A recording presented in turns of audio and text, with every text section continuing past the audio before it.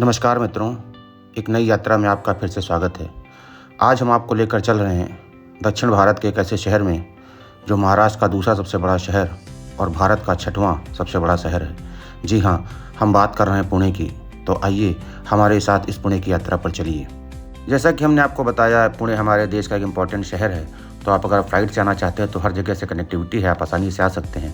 लेकिन अगर आप ट्रेन से प्रेफर करते हैं तो यहाँ ट्रेन आने के लिए देश के हर कोने से बड़ी अच्छी कनेक्टिविटी है। और जो यहाँ का रेलवे स्टेशन है, जिसे पुणे जंक्शन के नाम से जाना जाता है, यहाँ से आपको हर जगह के लिए ट्रेन मिल जाएंगी और कनेक्टिविटी इसकी भी बहुत अच्छी है। तो पुणे वैसे घूमने एक दिन का है, लेकिन अगर आप चाहें तो 1-2 दिन लेकर यहाँ पर आसपास के इसके जो जगह हैं इसको एक्सप्लोर कर सकते हैं। जैसे पंचगनी है, महाराष्ट्र है, लोनावला, खंडाला, ये सब भी आप देख सकते हैं। तो आप एक अच्छा सा होटल लेकर कहीं चेक इन कर लीजिए और उसके बाद आप अपनी यात्रा पर निकल सकते हैं। तो हम अभी आए हैं, हमने भी होटल में चेक इन किया है और इसके बाद हम कल अपने पुणे की एक दिन की यात्रा पर निकलेंगे। हम कुछ काम से इधर आए हैं, तो हमने सोचा एक दिन आपको पुणे की यात्रा करवाई जाए। तो देखते हैं यहाँ पे एक्सप्लोर करने को क्या है। तो कल हम पुणे के लिए निकलेंगे, तो कल आप हमारी यात्रा में शामिल होइए। तो मित्रों, जैसा कि शुभ होता है, हम अपनी यात्रा की श्री गणेश करते हैं, श्री गणेश जी के ही मंदिर से, जो पुणे में एक दगड़ू सेठ हलवाई के नाम से जाना जाता है। जी हाँ, श्रीमंत दगड़ू सेठ गणपति के नाम से फेमस ये मंदिर, यहाँ का बहुत फेमस मंदिर है। और यहाँ पर भक्तों की काफ़ी भीड़ रहती है, जैसा कि आप देख रहे हैं। और अगर कोई विशेष अवसर होता है तो यहाँ पर भक्तों की बहुत लंबी भीड़ होती है। यहाँ दर्शनों के लिए आपको VIP पास लेना पड़ सकता है, लेकिन हालांकि जब भीड़ होती है तो पास की भी व्यवस्था थोड़ी सी चरमरा जाती है, क्योंकि यहाँ पर बहुत ज़्यादा लोग पास लेकर पहुँच जाते हैं। तो आपको पास और VIP दर्शन और जनरल दर्शन में कोई खास फ़र्क नहीं रहता है। अगर हम थोड़ा इतिहास में जाएँ तो पता चलता है कि दगड़ू सेठ जो थे, यहाँ के प्रसिद्ध हलवाई थे और उनकी कोई संतान नहीं थी, जिसकी वजह से बहुत दुखी थे। तो एक बार उन्होंने किसी के कहने पर, ऐसा कहते हैं कि भगवान गणेश सपने में आए थे, बहुत सारी इसके पीछे कहानियाँ हैं, लेकिन उन्होंने एक गणेश जी की मूर्ति यहाँ पर स्थापित की और उस मूर्ति को स्थापित करके उसकी लगातार पूजा करने लगे। जब सन 1894 में यहाँ पर लोकमान्य तिलक जी ने गणपति उत्सव की शुरुआत की, तो इस मंदिर में दूसरी मूर्ति का निर्माण किया गया और यहीं से गणपति उत्सव की शुरुआत हुई। तो काफ़ी ऐतिहासिक मंदिर है, आप यहाँ एक बार आकर श्री गणेश जी का आशीर्वाद ले सकते हैं और इस मंदिर के दर्शन भी कर अपने आप को लाभान्वित कर सकते हैं। तो हम लोग यहाँ पर आए थे, तो हमने सोचा मंदिर यहाँ पर चलें। तो ये मंदिर यहाँ का बहुत ही फेमस मंदिर है, आप एक बार यहाँ पर आ सकते हैं। मंदिर के पास ही में यहाँ के फेमस एक जोशी जी के वड़े हैं। ऐसा कहते हैं महाराष्ट्र में वड़ा पाव बहुत फेमस है और ये जोशी वड़े वाले जो यहाँ काफ़ी प्रसिद्ध हैं, इनके यहाँ पर कई वैरायटी में वड़े मिलते हैं। तो आप अगर वड़ा पाव के शौकीन हैं तो यहाँ पर आकर आप वड़ा पाव का भी आनंद ले सकते हैं। यहाँ पर व्रत के लिए साबूदाना वड़ा भी मिलता है। इसके अलावा कई तरह के इनके पास वड़े की वैरायटी है, तो अगर आप चाहें तो इसका भी यहाँ पर आनंद ले सकते हैं। तो खाने पीने के बाद हम लोग थोड़ा आगे बढ़ते हैं और चलते हैं शॉपिंग के लिए। अगर आप यहाँ पे शॉपिंग करना चाहते हैं तो यहाँ पर एक मार्केट है जिसे लक्ष्मी नगर मार्केट के नाम से जानते हैं। और यहाँ पर आपको कपड़े, साजो सामान इत्यादि काफ़ी रिजनेबल रेट पर मिल जाते हैं, जो आपको हर जगह काफ़ी महंगे मिले। लेकिन जो लक्ष्मी नगर का एरिया है ये इसके लिए फेमस है और यहाँ पर आप कपड़े, साड़ियाँ और बच्चों के सूट, सलवार, जब सब चीज़ें जो आप हैं यहाँ पर काफ़ी उचित दाम पर मिल सकते हैं, उचित दाम पर ले सकते हैं। और आप यहाँ पर चाहें तो ख़रीदारी भी कर सकते हैं, लेकिन इसके लिए आपको काफ़ी टहलना पड़ेगा। यहाँ पर अच्छी चीज़ को पहचानना और उसका रेट लगाना थोड़ा मुश्किल होता है। बाकी यहाँ पर अवेलेबल सब कुछ है, आप शॉपिंग का भी एंजॉय यहाँ पर कर सकते हैं। तो मित्रों, इसके बाद आपको हम ले चलते हैं पुणे के एक फेमस टूरिस्ट स्पॉट पर, जिसे हिस्टोरिकल मोन्यूमेंट भी कह सकते हैं। इसे कहते हैं शनिवार वाड़ा। यह भारत के महाराष्ट्र राज्य के पुणे में स्थित एक दुर्ग है, जिसका निर्माण सन 1732 में किया गया था और 1818 तक यह पेशवाओं की गद्दी थी। जो हमारा किला है अधिकतर आगे के भाग से 1828 में काफ़ी टूट गया था, काफ़ी नष्ट हो गया था, लेकिन अभी भी टूरिस्टों के लिए यहाँ पर कुछ संरचनाएं यहाँ पर बची हुई हैं, जिसे हम घूमते हैं। तो चलिए आपको शनिवार वाड़ा के हम यात्रा करवाते हैं और इसके अंदर ले चलते हैं। शनिवार वाड़ा का निर्माण राजस्थान के एक ठेकेदार द्वारा किया गया था और ऐसा कहते हैं कि इसे प्रसिद्ध कारीगरों द्वारा डिज़ाइन और निर्मित किया गया, जिनमें से इसको बनवाने का श्रेय पेशवा बाजीराव को जाता है, जो छत्रपति शाहू के प्रधान पेशवा थे। इन्होंने इसकी नींव सन 1730 ईस्वी में रखी थी और उसके बाद इसका 5 से 10 साल में निर्माण कार्य पूरा हुआ। लेकिन ऐसा कहते हैं कि इसमें कई बार आग की घटनाएं हुई, आगजनी इसमें कई बार होती रही, जिसकी वजह से ये समय समय पर टूटता रहा और इसका पुनर्निर्माण करवाया जाता रहा। हालांकि बाद में इसमें सैनिकों के लिए इसमें सभाएं होने लगीं, यानी कि अपनी जो प्लानिंग करते थे सैनिक, वो यहीं पर बैठ के करते थे। और ये शनिवार वाड़ा सैनिकों के लिए एक जो था, एक ऐसा पॉइंट था जहाँ पर वो कलेक्ट होकर अपनी सारी प्लानिंग करते थे। मौजूदा समय में इसमें टिकट लगता है, अभी 50 रुपये का टिकट लगता है, जिसे आप ऑनलाइन बुक कर सकते हैं और टिकट बुक करने के बाद इस गेट से आप शनिवार वाड़ा के अंदर प्रवेश कर सकते हैं। हालांकि ये काफ़ी कुछ टूट फूट गया है जैसा कि आपको दिख रहा है, लेकिन अभी भी फ़िलहाल यहाँ सरकार ने इसको काफ़ी मेंटेन किया है ताकि टूरिस्ट स्पॉट ये बना रहे। बहुत सारी संरचनाएँ टूट गई हैं, लेकिन काफ़ी हद तक चीज़ें भी यहाँ पर हैं जिनको आप घूम घूम कर देख सकते हैं। मराठों द्वारा बनाए गए शानदार किले पर समय समय पर परिवर्तन होते रहे, मतलब इसका आधिपत्य कई लोगों के पास जाता रहा। जैसे शुरुआत में इसको मराठाओं ने बनाया, उसके बाद उस पर ईस्ट इंडिया कंपनी का अधिकार हो गया, उसके बाद ब्रिटिश भारत के कुछ दिन अंडर गाइडेंस में रहा और उसके बाद सन 1947 पर जब भारत आज़ाद हुआ तब ये भारत गणराज्य का हिस्सा हुआ और उसके बाद आज तक ये भारत का, जैसे पुणे शहर में है, ये भारत का हिस्सा है। तो समय के हिसाब से कई बार इसका आधिपत्य या कई बार इसकी जो गवर्निंग है या जो इस पर कब्जा है कई बार बदला है। इतिहास में ऐसा बताते हैं कि इसमें लगातार कब्जे चेंज होते रहे, लेकिन वर्तमान में यह भारत का, जैसा कि जानते हैं आज़ादी के बाद हर चीज़ बदल गई, तो अब इसको सरकार, महाराष्ट्र सरकार अपने हिसाब से मेंटेन करती है। यहाँ पर इसलिए टिकट लगता है। ऐसा कहते हैं रात में यहाँ लेज़र का शो भी होता है, हालांकि हम लोग रात में नहीं रुके, वरना रात में यहाँ पर कुछ लेज़र और लाइट का शो होता है जो भी काफ़ी अच्छा होता है। यहाँ पर घूमने में बस आपको एक समस्या हो सकती है क्योंकि आपको यहाँ पर चलना बहुत पड़ेगा, क्योंकि यहाँ पर आप पैदल चलना है। संरचनाएँ काफ़ी टूट गई हैं, तो सीढ़ियाँ भी हैं, आप ऊपर चढ़कर बाउंड्री पर जाकर देख सकते हैं, एक मंजिल ऊपर जाकर सीढ़ियों पर चढ़कर भी घूम सकते हैं। लेकिन यहाँ पर जैसा मैंने बताया कि पूरा खुले में है, इसलिए आपको थोड़ा धूप का यहाँ पर असर लगेगा, आपको धूप लग सकती है।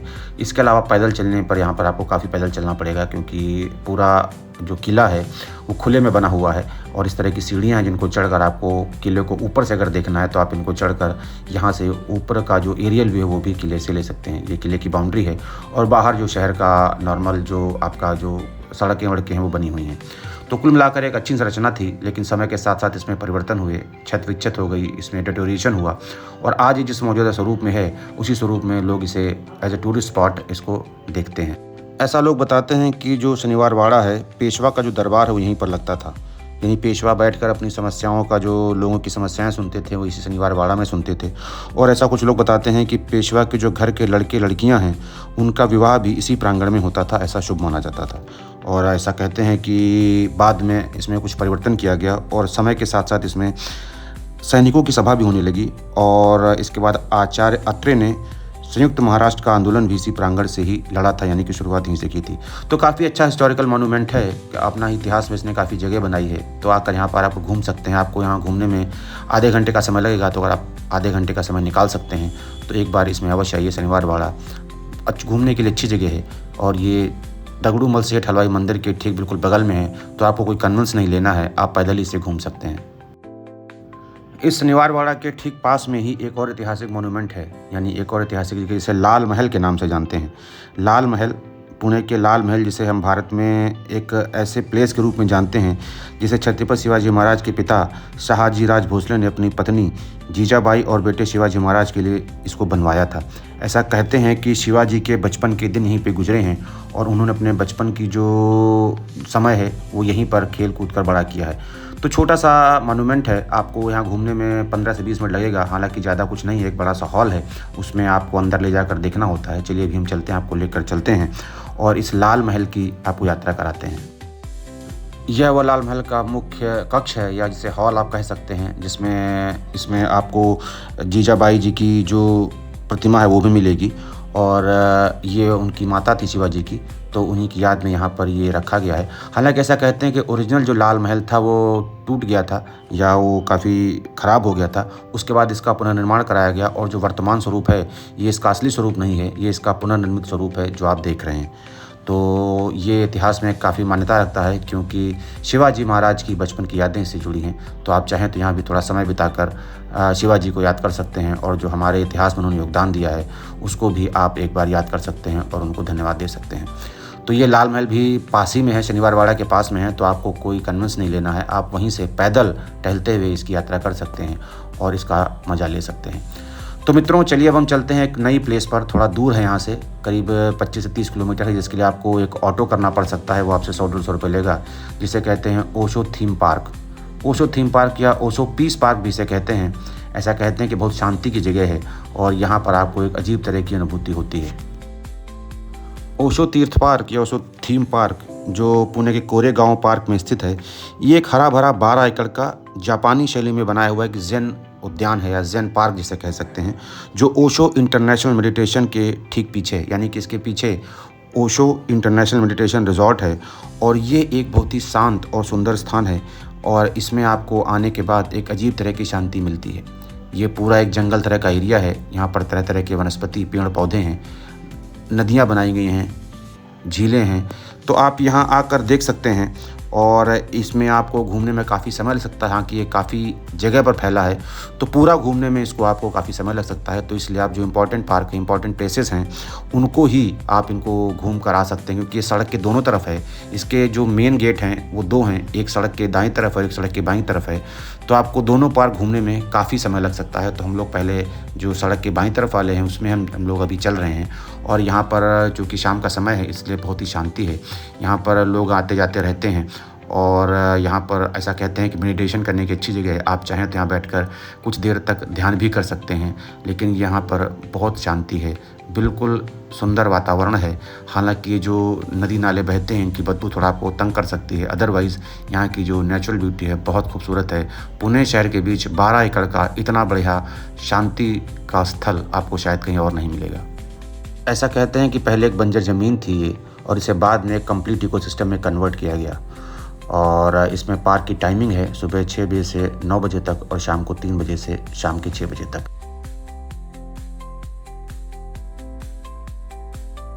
तो मित्रों, पार्क घूमने के बाद अब हम पहुंचे हैं विमान नगर। ऐसा कहते हैं कि पुणे में जो विमान नगर यहाँ का पॉश एरिया है और इसलिए हम यहाँ पर आए थे। बेसिकली हम यहाँ पर आए थे रामेश्वरम कैफ़े के लिए। अभी आपको लेकर चलते हैं। कहते हैं कि वहाँ का साउथ इंडियन बहुत फेमस है और महाराष्ट्र अगर आप आते हैं, खासकर पुणे आप आते हैं, तो आपको वहाँ का साउथ इंडियन ज़रूर ट्राई करना चाहिए।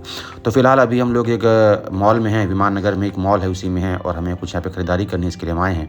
काफ़ी अच्छा मॉल है और यहाँ पर काफ़ी अच्छी व्यवस्था यहाँ पर की गई है और काफ़ी बड़ा मॉल है। अगर आप इसको पूरा घूमेंगे तो आपको काफ़ी समय लगेगा। तो हम अपना जो काम करने आए हैं वो काम करके यहाँ से निकलते हैं, क्योंकि हमारा जो टारगेट है वो रामेश्वरम कैफ़े जाने का है और साउथ इंडियन एंजॉय करने का है, जो कि यहाँ का काफ़ी फेमस है। तो ये काफ़ी बड़ा मॉल है, विमान नगर में है और यहाँ पर आपको कई सारे आउटलेट्स मिल जाएंगे, मैकडोनल्ड्स, पिज़्ज़ा, बर्गर, जो आजकल के ज़िंदगियों को काफ़ी पसंद है। इसके अलावा यहाँ पर PVR के शोज़ भी हैं अगर आप चाहें तो। जो एक नॉर्मल मॉल में होता है वो सब यहाँ पर आपको मिल जाता है। तो हमारे दिन का आज का जो असाइनमेंट है वो पूरा हो चुका है और हमें इसके बाद अपनी ट्रेन पकड़ कर वापस जाना है। तो हम मॉल से निकलते हैं और आपको लेकर चल रहे हैं रामेश्वरम कैफ़े। जैसा मैंने आपको बताया था, यहाँ का फेमस कैफ़े है, विमान नगर में है। आप ध्यान रखें, विमान नगर में अगर आते हैं तो आप इस रामेश्वरम कैफ़े में अवश्य आएँ। तो चलिए आपको लेकर चलते हैं रामेश्वरम कैफ़े, जो इस मॉल से बिल्कुल पास में ही है और विमान नगर यहाँ का फेमस पॉश एरिया है। आपको कोई भी ऑटो वाला यहाँ पहुँचा देगा। तो मित्रों, हम लोग पहुंच चुके हैं यहाँ पर, ये रामेश्वरम कैफ़े में। ऐसा कहते हैं कि यहाँ का साउथ इंडियन बहुत फेमस है और मैंने इसको ट्राई किया। वास्तव में जबकि मुझे साउथ इंडियन पसंद नहीं है, फिर भी मुझे बहुत अच्छा लगा। तो अगर आप यहाँ आते हैं तो एक बार इसका आनंद अवश्य लीजिए। यहाँ पर आपको साउथ इंडियन की सब डिशेज़ मिलेगी और यहाँ का रसम वड़ा तो बहुत फेमस है। इसके अलावा यहाँ पर आपको कॉफ़ी भी मिलती है, लेकिन यहाँ पर एक समस्या है, यहाँ पर पैकिंग की सुविधा नहीं है। आपको यहीं पर खाना होता है। पैकिंग यहाँ पर रेस्टोरेंट में अलाउड नहीं है, क्योंकि भीड़ इतनी ज़्यादा होती है, ये उसको सर्विस नहीं कर पाते, इसलिए पैकिंग यहाँ पर नहीं होती है। तो मित्रों, पुणे की यह एक दिन की यात्रा आपको कैसी लगी? हमने यहाँ पर सारे इंपॉर्टेंट पॉइंट्स कवर करने की कोशिश की है। आपको यात्रा कैसी लगी हमें अवश्य बताइएगा। हम आपसे अगली किसी यात्रा में फिर मिलेंगे। तब तक के लिए धन्यवाद। जय श्री गणेश।